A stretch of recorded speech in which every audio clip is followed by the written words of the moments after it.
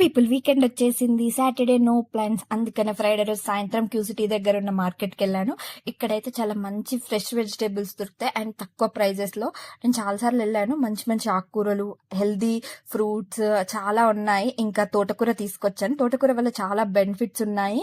So ఇంకా ఒక అరగంట ముందు నుంచే కూర్చొని తోటకూర ఆకులు తెంపుకుంటూ కూర్చున్నా. ఇంకా ఆనియన్స్ తో కాసేపు ఆడాను. ఎలాగో కట్ చేసేటప్పుడు కన్నీళ్ళు ఖాయం. ఏడ్చేటప్పుడు ఎందుకోసం ఏడుస్తున్నానో తెలియకుండా ఏడ్చేసా.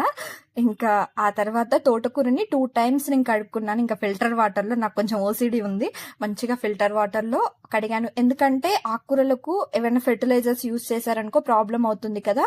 అందుకనే నీట్ గా కడుక్కున్నాక ఇంకా స్టవ్ ఆన్ చేసి ప్యాన్ పెట్టేసా. దీంట్లో ఆయిల్ వేసి ఆ తర్వాత జీలకర్ర, పసుపు అండ్ అల్లం పేస్ట్ వేసాను. బికాస్ టేస్ట్ బాగుండాలి, మన దగ్గర థింగ్స్ కూడా ఉన్నాయి కాబట్టి అన్ని వేసేసా.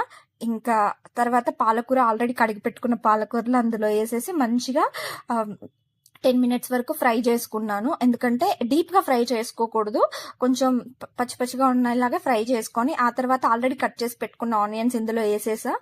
ఆనియన్స్ పాలకూర రెండు మిక్స్ అయ్యి ఫ్రై అయితే ఆ ఫ్లేవర్ వేరేలా ఉంటే టేస్ట్ బాగుంటుంది. అండ్ నేను ఈ పాలకూర ఫ్రై ఫస్ట్ టైం ట్రై చేస్తున్నా. నా ఫేవరెట్ కర్రీ, ఇంట్లో అమ్మ చేస్తే తినేదాన్ని, బట్ ఇక్కడైతే నేనే ఫస్ట్ టైం ట్రై చేస్తున్నా.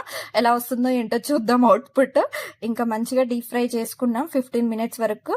అండ్ ఇది అవ్వే లోపు నేను మంచిగా Chennakesava Reddy songs, hi hi hi hi నువ్వు నాకు నచ్చావోయి వలదులడాయి ఇది వలపు చూడాయి, ఈ సాంగ్ నా ఫేవరెట్, అప్పుడప్పుడు బాగా వింటాను. ఆ తర్వాత కంట్రీ డిలైట్ వాళ్ళ గరం మసాలా. ఏంటో ఈ మసాలా ఈ మధ్యకాలంలో నాకు చాలా నచ్చింది. ఇంకా టేస్ట్ కోసం సాల్ట్ అండ్ కొంచెం కారం. కొంచెం మాడినట్టు అనిపిస్తుంది, బట్ టేస్ట్ చేస్తే ఎలా ఉంటుందో ఏంటో అనుకున్నా. అండ్ ఈరోజు సాటర్డే మా పీజీలో ఈ బుర్రలు పెట్టారు. నార్మల్ ఎప్పుడైనా లైక్ పకోడీలా పెడతారు. ఇంకా రైస్ ప్లేట్ లోకి తెచ్చుకున్నాను. రైస్ కూడా బాగుంటుంది, వేడివేడిగా ఉంది. అండ్ కాసేపు బుర్రలు అలా చేతికి పెట్టుకొని ఏమో చిన్నప్పటి ఆటలు కాసేపు పిచ్చి పిచ్చిగా ఆడేసి ఇంకా నా కర్రీ టేస్ట్ చేయడానికి సిద్ధమైపోయాను. నీ కర్రీ చూడడానికి ఏదోలా ఉన్నా కూడా టేస్ట్ ఎలా ఉంటుందో అని భయం వేసింది, బట్ లిటరల్లీ చాలా బాగుంది. నాకు కూడా వంటలు వచ్చు, నమ్మేయండి. Thank you.